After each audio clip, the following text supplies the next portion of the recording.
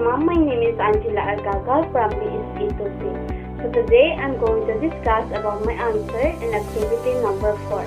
But before that, I'm going to give a motivational quote from Bible verse, which is the Study Hard and Prove Yourself by Timothy chapter 2 verse 15. Tell us that we should study and show God that we understand truth. This verse refers to knowing God's words and be able to point out false teaching and philosophy. But it should apply to education as well as a student, you should indulge yourself in your work and be the best you can be. Take your class seriously by preparing for them and staying a step ahead in your work. Let's come now with our discussion for today. Number 1, identify pedagogical issues in teaching and assessing grammar. My answer is lack of student preparation or attention. Grammar is hard for students. Inadequate classroom materials. Lack of student motivation. One of the biggest reasons that learning and using grammar correctly is so difficult is that there are so many exemptions to every rule. Pay attention to different collocations and especially to phrasal verbs and verbs with prepositions because those are typically the hardest to remember. Besides that, there are some factors that cause students difficulties in grammar, such as negative interlanguage and intralingual transference in the forms of adverb interference. Number 2, justify the occurrence of the issue. This is my answer. Difficulty keeping up with grade level academics, missing a lot of school due to absences.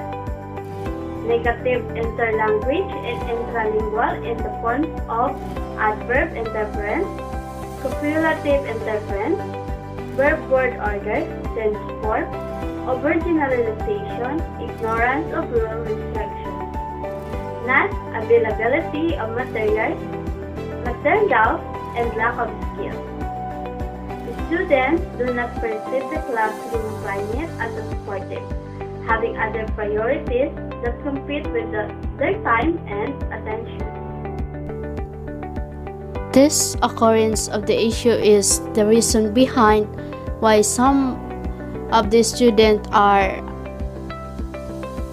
difficult to keeping up with their performance in grammaring.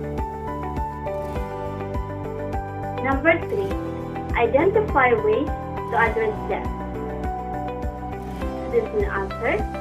Grammar activities are easily expandable.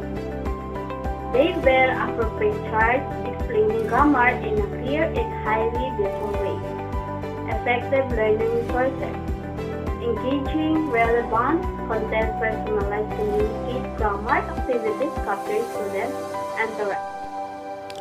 Identify ways to address them. So I give an example. Another way of teaching grammar in class is to include this discussion as part of a writing workshop. In other words, every time you workshop a paper, paragraph, or sentences, ask your student, is this grammatical? If it's not, ask student to locate grammar errors and to explain them to writer. By that, student will be able to come up with the good grammaring and they will learn a lot by giving this activity to them. That's all for today. Thank you for giving me opportunity to share my answer with others.